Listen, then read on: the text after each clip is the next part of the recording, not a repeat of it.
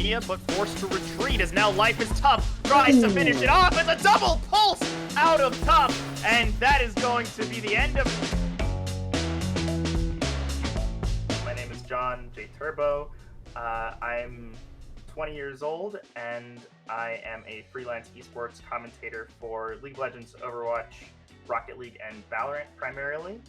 Working in the scene since in November of 2020 through my university. I started as a player, transitioned over to the broadcast booth, and I was happy to sign up because while I hadn't done Overwatch in a little while, the last cast I'd done was the USF Overwatch season because my schedule sort of went dry after the end of collegiate. I was happy to get some practice in and of course be able to help an awesome organization like Stop Soldier Suicide because I actually had some of my own background in working in Veterans Affairs, Veterans Healthcare, Veterans Mental Health Care back from when I was 17, 18, working as an intern at my congressman's office.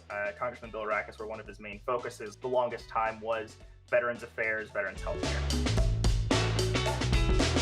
Saw a posting about it. I think it was in the Beyond Ranked Unpaid section, or it might have been in one of the other casting discords that I'm in, where there are postings about volunteer or unpaid opportunities to do casting. And I saw Stop Soldier Suicide, sort of reminded me back to what I did pre-COVID when I was at the congressman's office, working in these types of spaces, working with veterans of service men and women mental health care.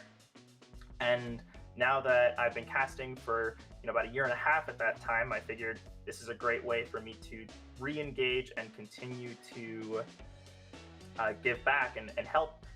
Pretty much dropped my availability. I got slated to work on Championship Sunday, and I covered the final couple series, and it was a lot of fun. And it was great to get to cast the action for people that were playing in a tournament that was dedicated towards helping raise money for an awesome cause, and I think we did wind up raising about $200 during that segment of the live stream. Seeing the final donations that came in that pushed us over the 1K mark, that was a really, really cool experience because it was sort of the first charity event that I'd been a part of where you could see that sort of swelling up of support right at the end to reach that goal, and remembering sort of how every single dollar is time that a service member can have confidential healthcare. That's a really crazy experience to have, and to feel that you reached that goal.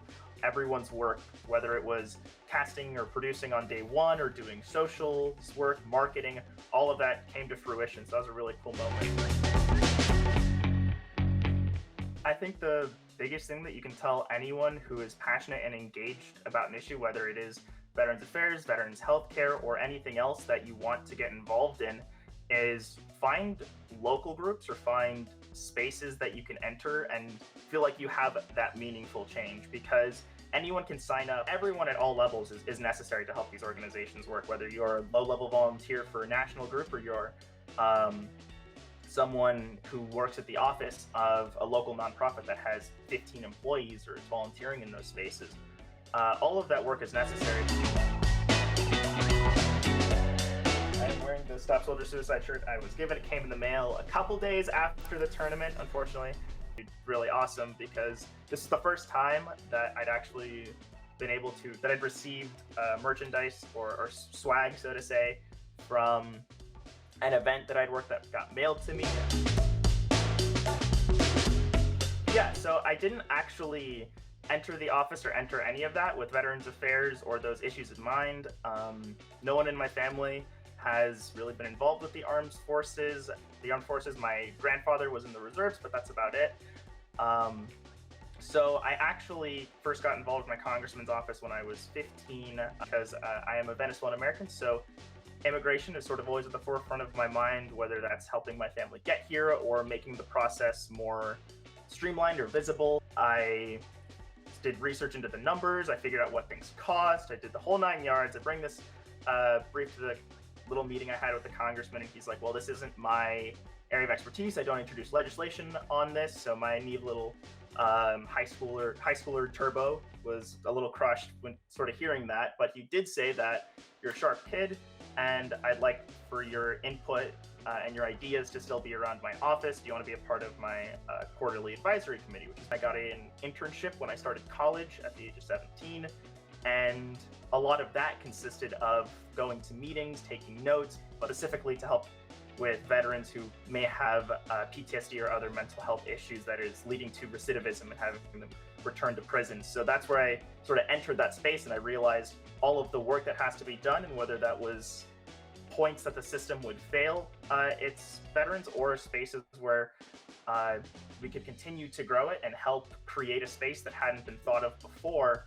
I just got very interested and invested in that because it was such a fascinating area to work, and it was also helping those who have given the most for all of us at home, making sure that we give back to them.